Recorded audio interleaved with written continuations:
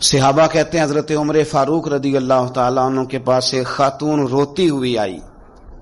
کہنے لگی خامد میرا شہید ہو گیا اور 4-5 بیٹیاں چھوڑ گیا،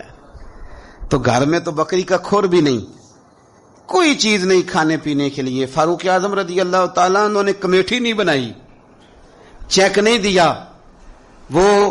ایک اچھا سا اور ایک خوبصورت سے پیکج کا اعلان نہیں فرمایا، بلکہ فاروق اعظم نے ایک اچھا تازہ تگڑا اونٹ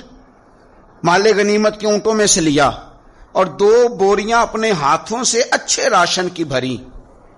اس کے اندر ڈھیر سارے نگد پیسے بوریوں میں ڈالے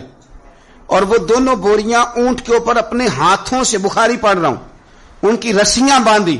پھر اس عورت کے ہاتھ وہ لگام تھمائی اور اسے کہا پتر میں نے تجھے اتنا مال دے دیا ہے کہ جب تک یہ ختم ہوگا نا انشاءاللہ تب تک تیرے حالات بھی اللہ بدل دے گا، تیرے دن بدل جائیں گے جب تک یہ ختم ہوگا۔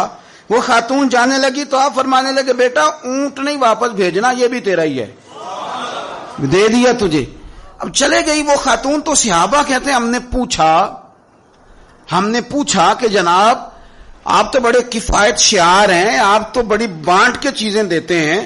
تو آپ نے اس بچی کو اتنا کچھ دے دیا اور بیک وقت دے دیا اور واقعی بہت زیادہ دے دیا اور نقدی پیسے بھی دے دیے۔ حضرت عمر فرمانے لگے تم نہیں نہ جانتے، میں جانتا ہوں، یہ میرے نبی پاک کے صحابی حضرت خفاف بن ایمار رضی اللہ تعالیٰ عنہ کی صاحبزادی ہے، اور میں نے حدیبیہ کے مقام کے اس کے باپ کو حضور کی خدمت کرتے دیکھا ہے، میں نے انہیں جنگیں لڑتے دیکھا ہے، اس کے باپ کو، اس کے بھائی کو۔ فرمایا وہ تو بچی آئی ہے تو میں تمہیں کیا بتاؤں، مجھے تو تکلیف شروع ہو گئی ہے کہ اسے آنا کیوں پڑا ہے، خود آگے بڑھ کے میں کیوں خدمت نہیں کر سکا، اسے آنا کیوں پڑا۔ عزیز دوستو یاد رکھنا، اصلہ نال جے نیکی کریے تے نسلاں تاک، کچھ لوگ ایسے ہوتے ہیں جنہیں قدر ہوتی ہے، وہ قربان کر دیتے ہیں ہر شے،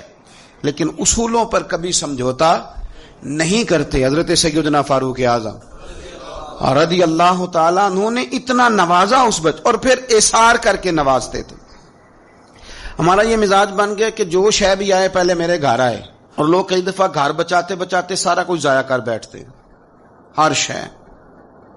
ہر چیز، حتیٰ کہ معاذ اللہ دین ایمان بھی، دعائیں بھی، پیسہ بچ جائے، گھر بچ جائے، باقی جو شے جاتی ہے وہ جائے۔ لیکن سیدنا فاروق اعظم کا رنگ بڑا انوکھا ہے، انداز بڑا نرالا ہے۔